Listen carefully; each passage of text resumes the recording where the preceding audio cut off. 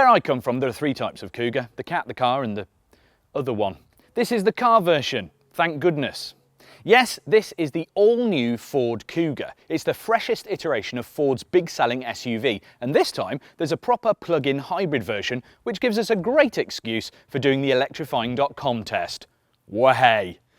But before that, please do go to electrifying.com and do all the usual social media things of liking, subscribing and commenting. Mainly because my children need shoes and someone has to up my wardrobe budget to more than £3.50. Also, I'm pretty sure you'll learn things. I'm not exactly sure what things, but definitely things. Anyway, back to the point of all this, the mid-size SUV that is the all-new Ford Kuga. Now immediately, you might notice that it's a little bit smoother and softer than before, like it's had some of the sharp edges chamfered off it. To me, it looks like a big, kind of chubby Ford Focus, but that's no bad thing, and it's not actually a surprise because the Kuga and the Focus share lots of the hardware underneath. Actually, for a family car, it sits really nicely on the road, and it should because it's a little bit lower and wider than it was before. I think Ford's actually hit a lovely little vein of inoffensive but handsome styling. Nice. And that's actually the same kind of word that I'd use for in here. Now it's a typical modern Ford, it's got this Sync 3 touchscreen, which is really very easy to use, I have to say. And it's a weird mix of materials. Some are nice and some are not so nice, particularly on the insides of the back doors and on the lower dash here. Though whatever you're doing down there, that regularly bothers you, I don't really want to comment.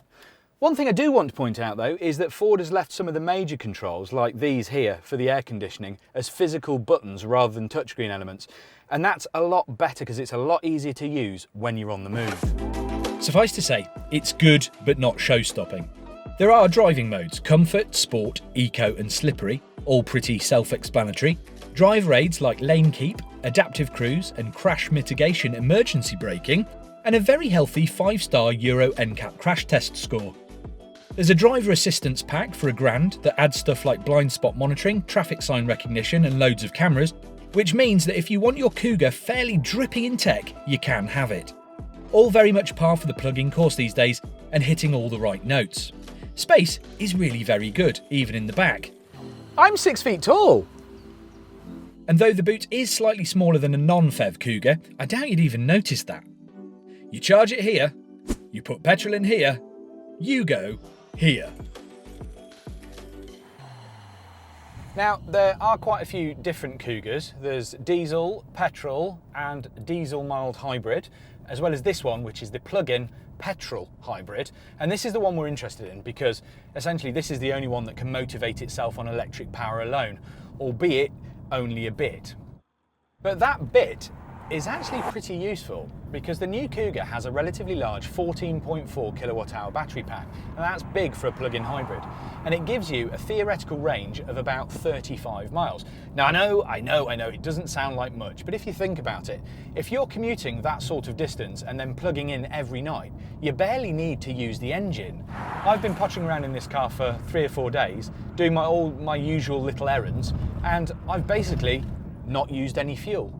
That's got something to do with the fact that you can cruise up to about 85 miles an hour in this on electric power, which is good.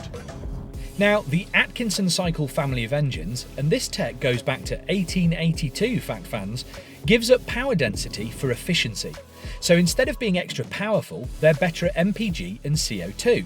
So the fact that the petrol engine is relatively large in the Kuga shouldn't worry too much. It also means you get 222 brake horsepower of power, but only 32 grams per kilometre of CO2, and a theoretical 200 plus mpg. That's if you plug it in, obviously.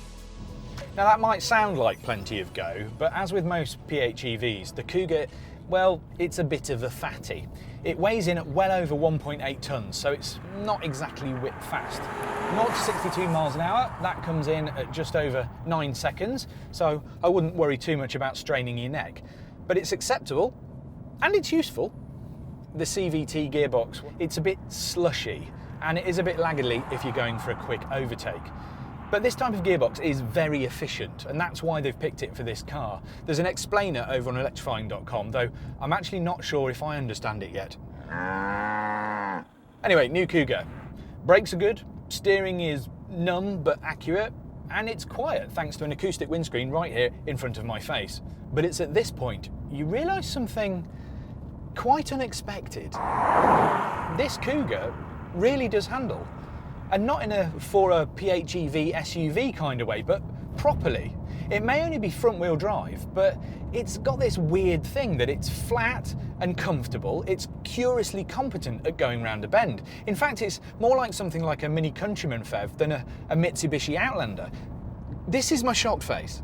What else? Well, charging takes about 3.5 hours from a wall box, but the Kuga doesn't support fast charging, so long journeys will be petrol only once you've exhausted the initial charge.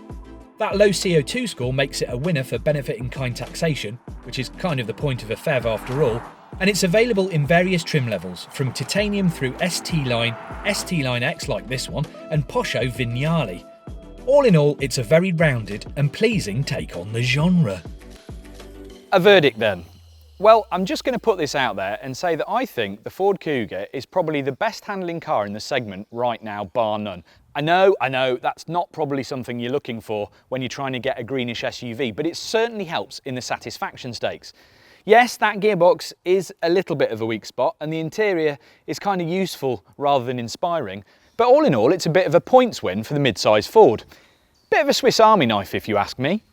So that's the Ford Kuga, a very complete mid-sized SUV. If you want to know more about anything to do with electrified cars, then please do log on to electrifying.com and check out our other videos, articles and explainers.